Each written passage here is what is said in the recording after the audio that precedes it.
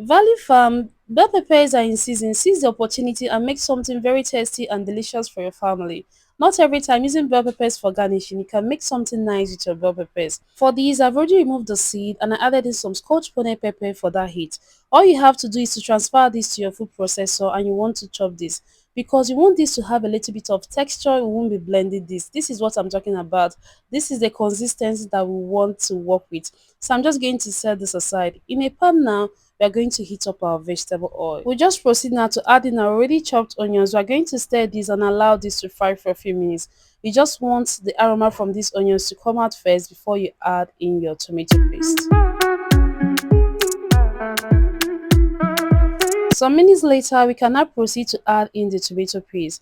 I'm just going to stir this and allow the tomato paste to fry till it is less tangy. This can take from 7 to 10 minutes depending on the tomato paste you are using. And don't fry this on high heat so that it don't burn without getting fried. Once the tomato paste is properly fried, now add in the bell peppers that we just chopped earlier. I will just stir this very well and we're going to allow this to fry. And this will take about 10 to 15 minutes to fry very well. So you just have to be very patient to allow your bell peppers to fry. The more you allow this to fry, it's going to bring out all its flavor for you and make your stew very flavorful. So all I'm going to do now is I'm going to season this lightly.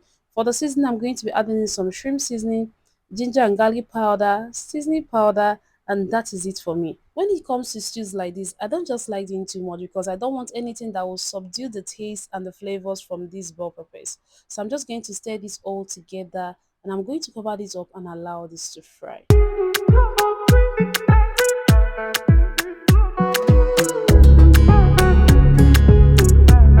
Before we continue, please just take a moment and hit the subscribe button below if you are yet to subscribe to our channel. Some minutes later, this is what you have. The bell peppers have fried very well. This is the time for you to add in your protein and your stock. For this, I'm using brisket bone. You can as well use any protein of choice for this. I added in the brisket bone with the stock and I'm going to add in some eggs.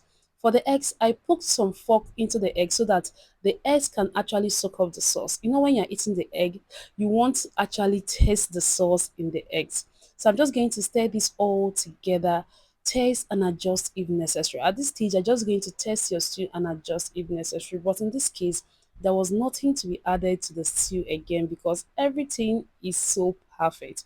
And one thing I like to do is that I like decanting my oil. If your oil is too much, this is a time for you to just decant your oil. But this is totally optional. But for me, I do that sometimes. So I'm just going to take out the excess oil, cover this up and allow this to fry very well. You just know that your stew is ready when you see your oil comes to the top like this. And the aroma coming from this stew here, you need to try this. You know the aroma that comes from your bell peppers, everything is just so perfect. And I'm just stirring this all together and this is what you have. See, let me know, what do you think that will pair better with sauce like this? I know you say white rice. You're not far from it, but this stew is very good and I want you to try this out. See, for the oil we brought out earlier, there is no need for you to dispose that. You can just add it when frying your jollof rice base. Trust me, the flavors is going to be lit. See, nothing goes to waste here.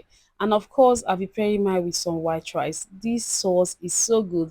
Just switch things up by making this. Trust me, everyone will ask for more. Thank you guys for watching and I'll see you in my next one. Bye.